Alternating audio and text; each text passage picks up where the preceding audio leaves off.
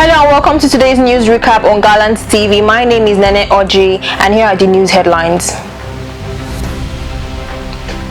International travelers who evade COVID-19 tests to face travel ban, PTF says. Violence sparks in Kaduna village, scores adopted, one killed.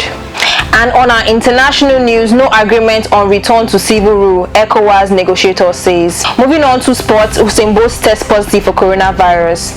This and more coming your way when we return. Don't go anywhere.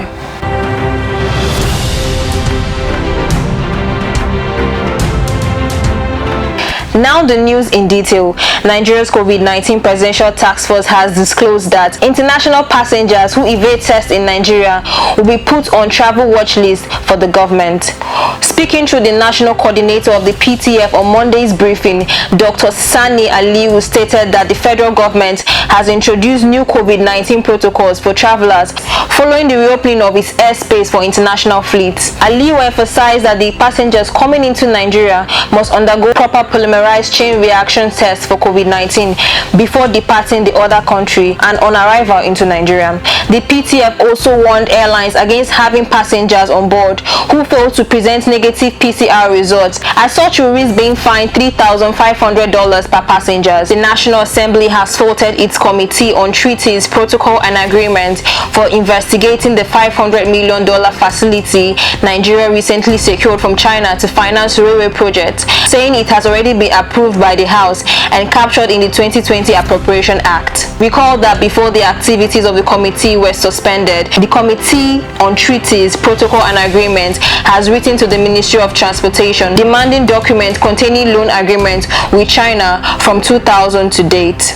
Violence in Kaduna State, Nigeria seems to be the daily dose for residents as gunmen invade Damba Kasaya community in Chiku local government area of the state, killing one person and adopting scores of the residents, including a JSS3 student.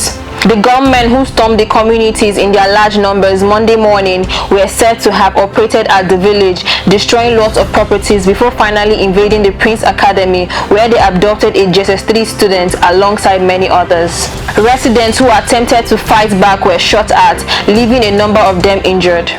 The movement for the actualization of the sovereign state of Biafra has called on the Nigerian police force to stay away from the 21st anniversary celebration scheduled for September 13, 2020. Speaking to newsmen through its National Director of Information, Mr. Sunday Okorafor, said it had always conducted itself peacefully and would not want a situation where security personnel would arrest its members for celebrating many years of its pro-Biafran struggle, urging them to channel their energy to all the bandits, kidnappers and other criminals. The MASOP spokesman, however, urged Igbo leaders, including those in Ohaneze, to forget Igbo presidency in 2023, emphasizing that Indibo are more interested in Biafra.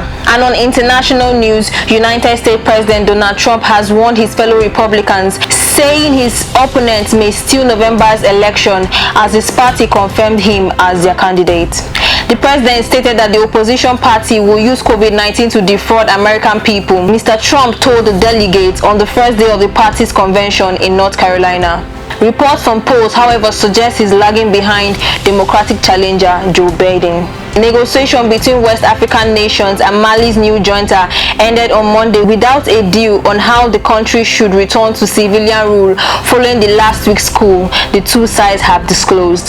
The August 18th coup triggered shockwave among Mali's neighbors, fearing that one of the region's most volatile countries would coil into chaos. However, an ECOWAS high-level delegation to Bamako on Saturday, led by former Nigerian President Goodluck Jonathan, was sent to press the demands for the immediate return to constitutional order, but efforts ended with no positive results. The ex-president has claimed that a number of issues has been agreed upon, but there have been some issues which have been left unresolved.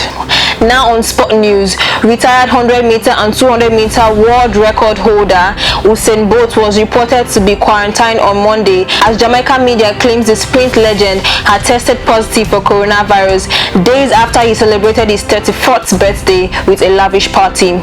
Usain Bolt didn't confirm his test results but has advised anyone who had been in contact with him to go into quarantine, stating that he's showing no symptoms and will self-quarantine and wait on the confirmation to see what the protocol is from the Ministry of Health. That will be all for me. Don't forget to like, comment and subscribe. My name is Nene Oji and this is Garlands TV.